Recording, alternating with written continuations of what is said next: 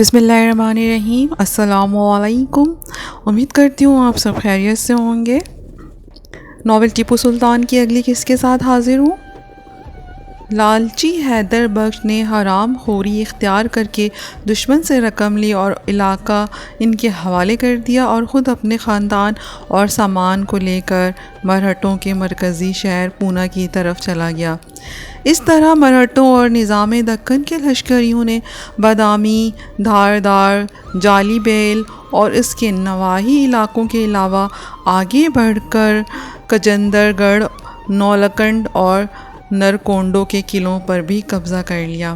اس کے علاوہ دریائے تنگدھرا کے اس پار ٹیپو سلطان کا جس قدر علاقہ تھا اس پر بھی انہوں نے قبضہ کیا۔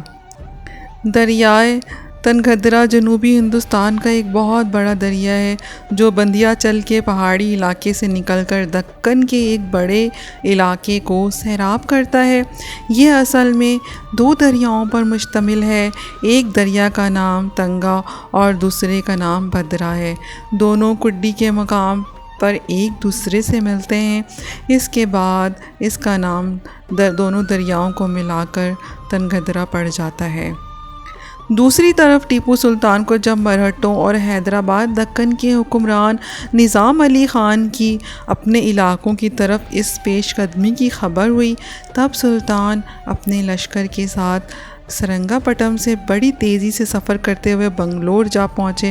وہاں اس نے ایک دن قیام کیا۔ اس قیام کے دوران اس نے اپنے چھوٹے بڑے سب والیوں اور حاکموں کے نام پیغام بھجوایا کہ وہ اپنے اپنے لشکر مرہٹوں اور نظام دکن کا مقابلہ کرنے کے لیے سلطان کی طرف روانہ کر دیں۔ اس طرح مختلف شہروں اور صوبوں سے لشکر سلطان کی طرف روانہ کر دیے گئے۔ اب سلطان بنگلور سے آگے بڑھے اور اس دوران مختلف سمتوں سے لشکر بھی ان کے ساتھ آ کر ملتے رہے۔ سلطان نے لشکریوں کو ان کے واجبات ادا کیے اور لشکر کو بالا پور قلعہ اور پاؤ گڑھ کے راستے آگے بڑھاتے ہوئے ہکری نام کی ایک ندی کے پاس پہنچے اور وہاں لشکر کے ساتھ پڑاؤ کر لیا۔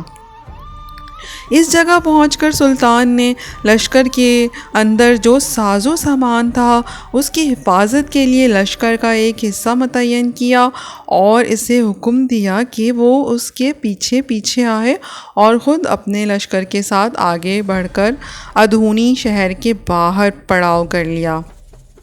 اس وقت ادھونی کا حکمران ایک شخص مہابت جنگ تھا جس کی بیوی حیدرآباد دکن کے نواب نظام علی کی لڑکی تھی۔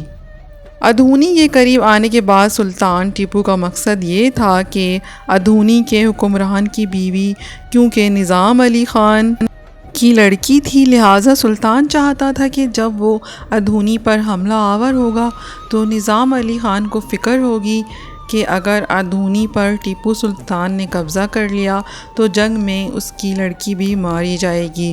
اس بنا پر اسے فکر لاحق ہوگی، لہٰذا ان حالات کو دیکھتے ہوئے وہ ٹیپو سلطان کے خلاف جنگ موقوف کرتے ہوئے مرہٹوں کا ساتھ ترک کر کے واپس حیدرآباد چلا جائے گا۔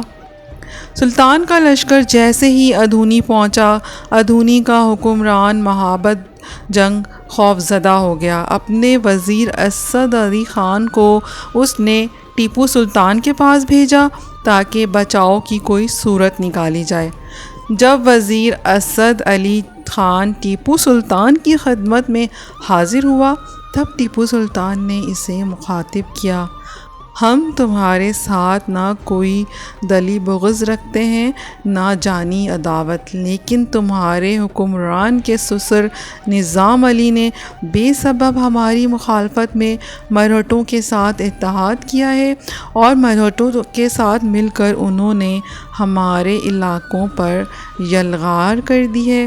ایسا کر کے نہ اسلامی اخوت کا لحاظ کیا اور نہ مسلمانوں کے نقصان کا۔ مقام حیرت ہے کہ جن علاقوں پر مرہٹے اور نظام علی کے لشکری قابض ہوئے تو دونوں نے مل کر مسلمانوں کے گھروں اور مسجدوں میں اپنے بت بٹھا دیے ہیں۔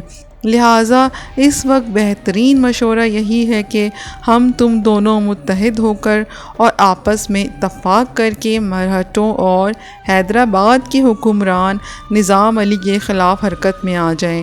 لہٰذا اس تم لوگوں سے کہتا ہوں، ان دونوں قوتوں کے خلاف تم ہمارا ساتھ دو۔ ایسا ہم صرف خدا اور اس کے رسول کی خوشنودی کے لیے کرنا چاہتے ہیں اور خدا کی مخلوق کو امن اور حفاظت مہیا کرنا چاہتے ہیں۔ اگر تم ہمارا ساتھ دو تو ٹھیک، اگر تم ہمارا ساتھ نہ دو گے تب بھی ہمیں یہ فریضہ تو انجام دینا ہی ہے۔ ادھونی کے حکمران نے ٹیپو سلطان کا یہ مشورہ ماننے سے انکار کر دیا اور سلطان سے جنگ کرنے کے لیے تیار ہو گیا۔ اس کے انکار پر سلطان نے شہر پر حملہ کیا اور اپنے پہلے ہی حملے میں سلطان نے ادھونی شہر پر قبضہ کر لیا۔ مہابت جنگ اپنے لشکریوں اور لوگوں کے ساتھ شہر کے قلعے میں محصور ہو گیا۔ ادھونی پر حملہ سے سلطان کی غرض قلعہ کی تسخیر یا قبضہ نہیں تھا، بلکہ یہ قدم انہوں نے صرف حیدرآباد دکن کے نظام کو خوفزدہ کرنے کے لیے کیا تھا۔ تو پیارے سامعین، ناول ٹیپو سلطان کی اگلی قسط کے ساتھ پھر حاضر ہوں گے۔ شکریہ۔